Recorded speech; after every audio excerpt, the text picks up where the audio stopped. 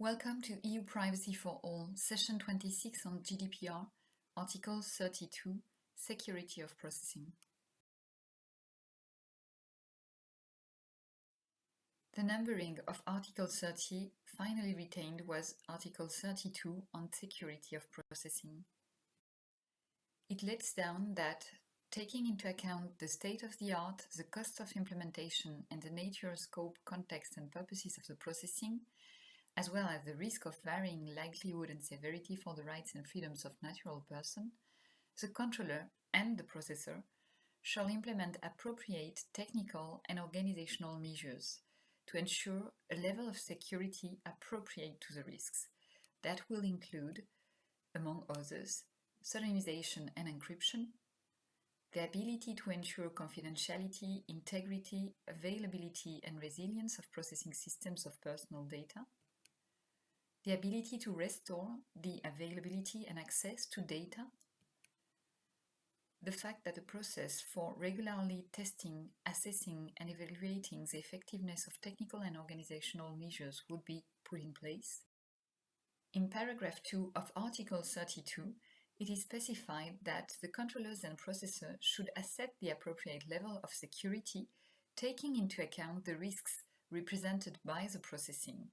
that is to say, referring to accidental or unlawful destruction, loss, alteration, unauthorized disclosure, or access to personal data, transmitted, stored, or otherwise processed.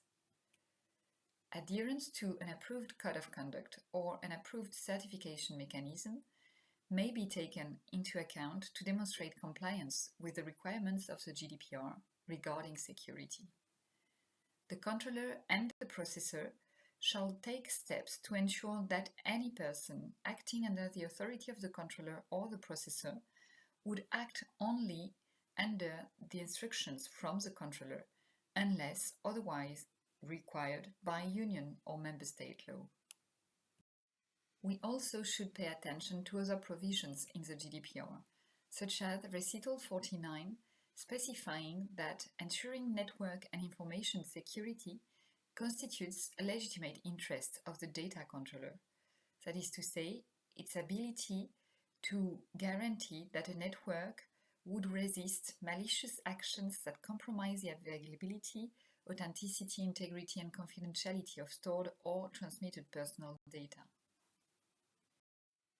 Article 35(9) on Data Protection Impact Assessment also stresses that the controller shall seek the views of data subject without prejudice to the security of the processing operations. And Article 42 on Codes of Conduct lays down that associations and other bodies representing categories of controllers or processors may prepare codes of conduct, notably on the measures and procedures to be taken to ensure security of processing as referred to in Article 32.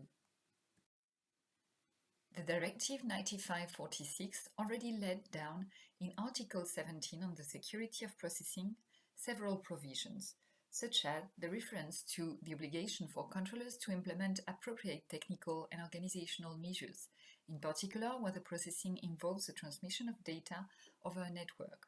or the fact that, having regard to the state of the art and the cost of their implementation, measures shall ensure a level of security appropriate to the risks.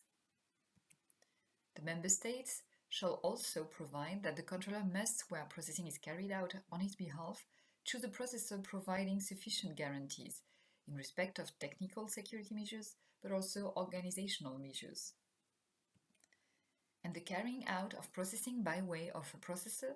was to be governed by a contract or legal act binding the processor to the controller, and stipulating that the controller will act only on the instructions of the controller, and all the obligations set out shall also be incumbent on the processor. Finally, for the purposes of keeping proof, the controller had the obligation to be writing or having any equivalent form of all the parts of contract or legal act relating to data protection. What should accountable data controllers and processors get prepared for? First, knowing that security will be based first and foremost on the assessment of privacy risks. They should also document all technical and organizational measures, the TOMs, to demonstrate compliance with the regulation and particularly its Article 32. In order to do so, controllers and processors will have to determine technical and organizational measures that could include pseudonymization and encryption, the ability to ensure confidentiality, integrity, availability, and resilience of systems, the ability to restore the availability and access to data in case of incident, and a process for regularly testing, assessing, and evaluating the effectiveness of all technical and organizational measures. Demonstrating compliance to security requirements could also include the use of adherence to an approved code of conduct or an approved certification mechanism. Make sure to act only by the instructions from the controller is a key requirement, except if required specifically by EU or member state law. Finally, ensuring a network or an information system security is also stressed in GDPR as the ability to resist, at a given level of confidence, any action compromising the availability, authenticity, integrity, and confidentiality. So the question triggered now concerns EDPB, European Data Protection Board, and standards guidance on the assessment of privacy risks, and the codes of conduct and certification approval process.